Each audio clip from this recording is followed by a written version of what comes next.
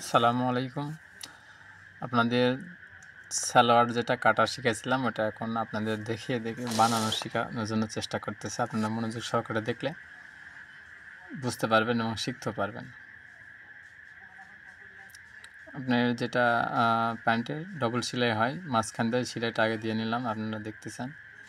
দুই পাটা দিয়ে সেলাই দেওয়ার পরে ডবল করে সেলাই দিলাম, তারপর পায়ের যেটা পাটিশ হবে আর কি, 2 ইঞ্চি বাদ দিয়ে রাখা হয়েছিল, ওই পাটিশটা লাগাই নিচ্ছি। আপনারা মনোযোগ সহকারে দেখেন।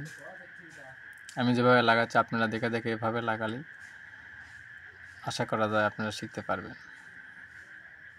এবং খুব সহজ পদ্ধতিতে সেটাই আপনাদের শেখাচ্ছি। অনেকে অনেক রকমভাবে করতে পারে, যার যেটা সহজ মনে হবে তাই সেভাবেই করে।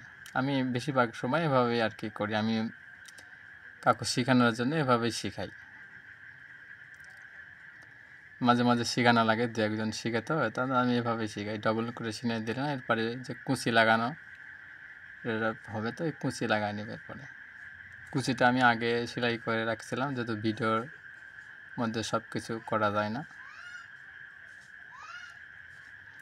এটা লাগিয়ে নিলাম, এরপরও ভাঁজ দিয়ে সেলাই দিয়ে নেব দুই পাটেই, আপনারা দেখেন।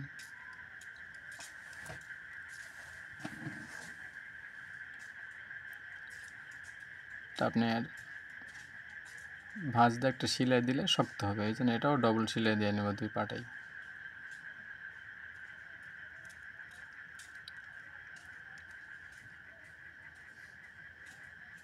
যারা সালোয়ার আর কি পারে না তাদের জন্য এটা সহজ। এখানে সাধারণত আমরা 11 মাপ দিয়ে থাকি, একটু মোটা হলে 11.5 অথবা 12 দেওয়া যায়, মিডিয়ামের জন্য 11 রাখি আমরা বেশিরভাগ।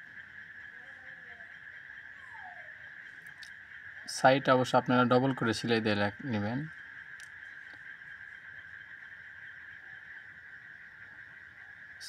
ডবল করে সেলাই দেওয়ার পরে এরপরে আমরা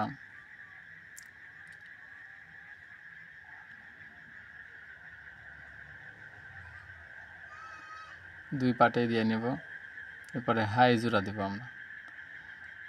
হাই জোড়া দেওয়ার পরে আমরা রবার লাগবো। আমরা বেশিরভাগ সময় এভাবেই লাগাই, কি বিভিন্ন রকমভাবে লাগানো যায় রবারটা, যাই যেভাবে লাগানো সহজ মনে করে, আমরা এভাবেই বেশিরভাগ টাইম লাগাই থাকি।